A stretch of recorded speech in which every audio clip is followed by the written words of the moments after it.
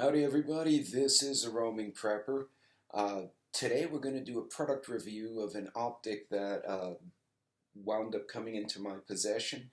I thought it would be something to share. It's definitely something as far as the combative and defensive aspect of preparedness that many of you may be interested in. So I'll be right back and we're going to look at this new contraption I got.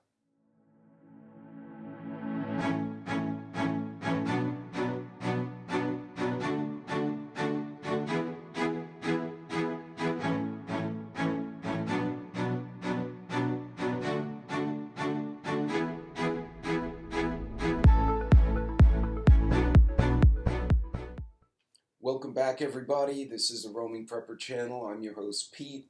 Thank you for coming back and joining us on this product review.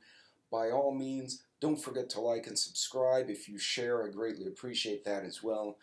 And please, if you have any questions or your own experiences with these particular products or any products I've reviewed, throw them in the comments for that product in the chats below. I always try to answer and interact with folks and, collaborate with the community.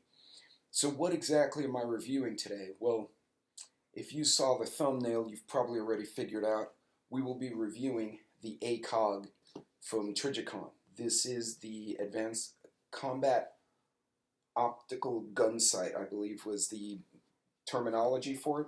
And it does come in this fancy little pelican looking case. The Trijicon ACOG actually was developed and released back in the late 80s, believe it or not. But it did not take off right away. At the time, it was a very expensive product. It still is a very expensive product. But back then, it was insanely expensive. And it wasn't quickly accepted by a lot of folks. I did watch a video by another YouTuber who does firearms reviews. And he's an Iraq war vet, and he said the first time he saw it was in 2005, and ironically it was a Texas National Guard guy. It was a small group of these guys had saved their money and bought ACOGs just before the deployment. And he said while they were in the training range, kind of everyone getting zeroed in and, acclimating, he said he watched some of these Texas boys were hitting 400, 500, 600 yard shots consistently, hitting small targets, hitting appliances or whatever garbage they had out there to shoot at. And he said that impressed the hell out of him. So when he came back, he got his own, and that came with him on his next deployment. And he said it was a game changer for his combatives. Now, the Trigi we're going to review today, and hold on, I got my hand kind of hung up in it real quick. Is the TA series. Now this particular glass is a 4-level magnifier, so it magnifies by 4. Now it is a cast aluminum body. It is waterproof. It is shockproof. It's supposedly freeze-proof as well. I will eventually, I would recommend getting covers to it. Now, let's just look physically at the design. Again, it is a all aircraft aluminum construction. You see you have the calibration turrets, if you will, on the top and the side. This is to adjust windage and elevation so you can get this sighted in. It gives you a 32 to 40 foot field of vision at 100 yards, if I remember correctly. So this really gives you, as opposed to like a hunting scope for deer or elk, where you have very precise vision, but it's a very small field, you may be looking at a 10-foot interval. This thing will give you 30 foot of vision. This is truly meant as a mid-range combative scope. Now, if you look on top, of course, you see the wide reticle, or the wide lens in the front, the eyepiece to the rear, and I'm going to try, I don't know if I can get away with it. See if I can keep my hand still. You can barely see the reticle in there. And I'm going to get to, yeah, it's a little too much glare, guys, sorry. But there is a visible reticle with a drop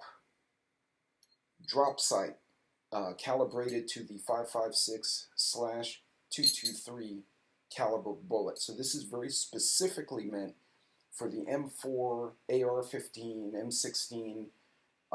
If you have a Ruger Mini 14 or Scar H, those calibered weapons. The NATO standard agreement 5.56 rifles. This is not meant for 308. There's actually a version of this that the reticle inside with the bullet drop chart that you can visibly see under your aiming reticle for the 308 or /762 NATO. They have different variations. They actually have one that goes up to the 50 caliber BMG, Browning machine gun, which is the Barretts or the Ma Deuces you see on top of the vehicles. But this one specifically is meant for the 5.56 platform. Now, as you can see, it has the clamping on the side, and the release is actually a big thumb. Now, I did not get it does not have the quick release flap, but it does have the big thumb screws. So you can get a good grip on this, you can get good purchase and pop it off if you need to. Now, the optic has tritium inside. Tritium is a radioactive material. It's the same material you see on night sights, on your pistols, also on your watches, the more fancy watches. For instance, your G-Shocks or your Rolexes that you can see at night. Tritium is used extensively in industry as well. I've actually dealt with it in pulse neutron applications. It is not a very high emitting radioactive source, if you will. You really need very precise equipment to even pick it up. But it does glow, it illuminates. Naturally occurring, and so that's part of this assembly. But you also notice across the top this fiber optic. So this actually enhances the brightness of your aiming point. So it has you weren't able to see it, but it has like the tent or the arrow style aiming reticle. As the ambient light lowers, the brightness of the reticle reduces so it doesn't blind you or screw up your night vision or dark vision. As it gets brighter in the ambient light, the fiber optic makes the aiming reticle brighter as well, because when it's really bright outside, you have a hard time seeing little glowing things, but that is compensated for by this fiber optic. So you have the two turning turrets on either side. I'm going to open one if I can. And as you can see, the newer versions of the TA series do not require a tool. You know, in the past, those of you who have like a good Simmons or Nikon or even a Leopold scope, or you know, you have that little slit and you have to either use a screwdriver or a casing or a coin or some other tool to turn your knobs. These turrets do not require it. Also notice that the little caps are attached by a retention wire that is basically built into the frame. That's a brilliant addition to this particular type of design, because you figure in a combative, or even if you're using it for hunting, mid-range hunting, if you have gloves on, you're trying to get this off, and you'll drop it in the snow, and now you just spent 30 minutes looking for the stupid cover. This ensures retention. So also note on the back end, you see this little hole. It looks like little eyelets on either side. Sorry, I'm looking down at my image to make sure you guys can actually see it. So this actually allows you to put a smaller optic on top of the ACOG. Because remember, this is a magnified glass, so if you're trying to look at something a little bit closer, especially you get into a close quarter combative, it's going to be blurry. You're going to have to kind of back up a bit, and it may become difficult. So you can put a smaller optic on top of this one, kind of like a piggyback. So you'll see some competitive shooters will have an ACOG, and then they have what looks like a baby EOTech or red dot on top of it. Some will just put a physical iron sight on here just as a quick aiming point for point and shoot. But in general, this is really meant for 100 to 600 yard engagements.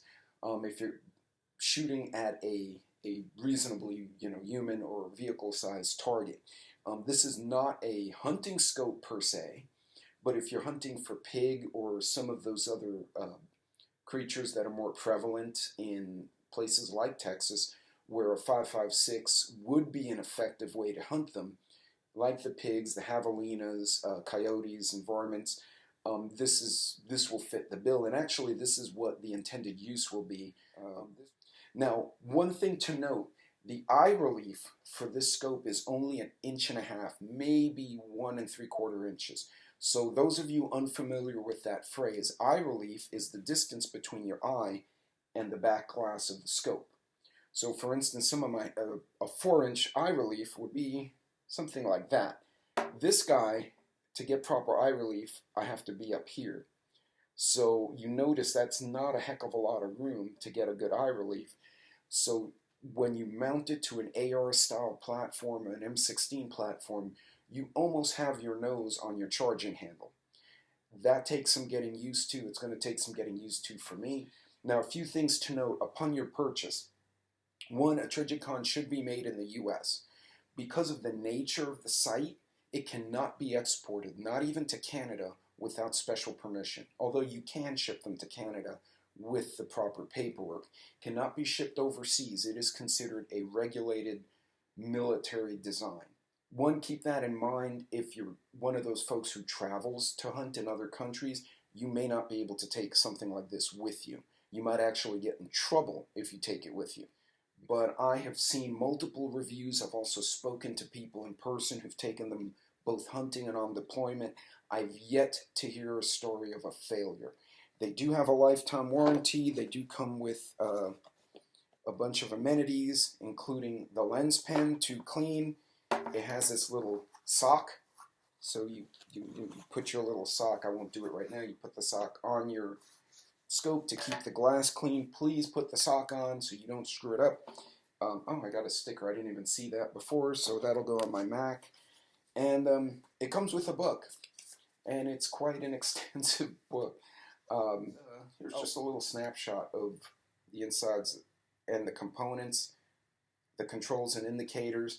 So I've got to take a read through it, make sure I mount it correctly, and make sure I'm understanding it. As you can see from the picture in front, it may be a little hard for you guys to see because of that ring light, but there are different versions. This is one of those sites that I expect to pass down to my grandkids. You're going to get what you pay for, but there is a premium to it. There are some that replicate it to a point that are at a more economic price point, but if you think you're going to be in, which is the case for me, I might be out somewhere where I'm an hour from a hospital and 30 minutes from an ambulance, and I don't want my glass to fail if a pig makes a run at me. I'm going to try to avoid the pig in the first place, but if it makes a run at me, I don't want it on top of me and I'm sitting there fighting with my glass. I want to be able to get my shots off. So, in any case, I thought this was a neat optic to review. Again, one of those battlefield optics that has become quasi-legendary, and I'm looking forward to reviewing it in the field. So once I get it mounted, sighted in, and everything behaving, I will make a subsequent video to share that as well. So one shooter had recommended in their video that if the glass should actually fail or becomes an impedance, switch to your iron sights and physically remove it and drop it in your pocket, and then remount it later. Once it's sighted in, as long as you remember where on your rail you installed it, you should not have an issue. And more than likely it's going to be all the way to the back because of that 1.5 inch eye relief. So folks, that's it. That's the review of the ACOG from Trijicon. I hope you enjoyed that, and I hope it informs your future purchases if you choose to get one or different optic. Keep in mind the quality got to be 10 out of 10, reliability, ruggedness, but the cost is also going to be up there. So that may be one of those budget purchases that you plan out in advance if you choose to go that route. There are a lot of great optics at a better price point, ranging from, I believe it's Firebird, Vortex, Nikon has some good glass. So yeah, if you're looking for something more economic, I've used Nikons on my bolt actions for years, and I've got no complaints. They're solid, solid. This one I'm expecting is going to get dropped in the dirt, probably with me still holding it at some point. So I needed something a little bit more rugged than a standard high-end hunting scope. So, gang, that's it for this one. Thank you for coming and checking it out. And again, if you have any questions, please leave them down below in the comments. Don't forget to like and subscribe. And if you have any requests for me to review a specific product, if I don't have it, I can get my hands on it, please let me know and I'll be happy to do it. Until next time, Godspeed. If you're on the road, take care of each other and pay attention. A lot of moving parts nowadays. I'll see you later.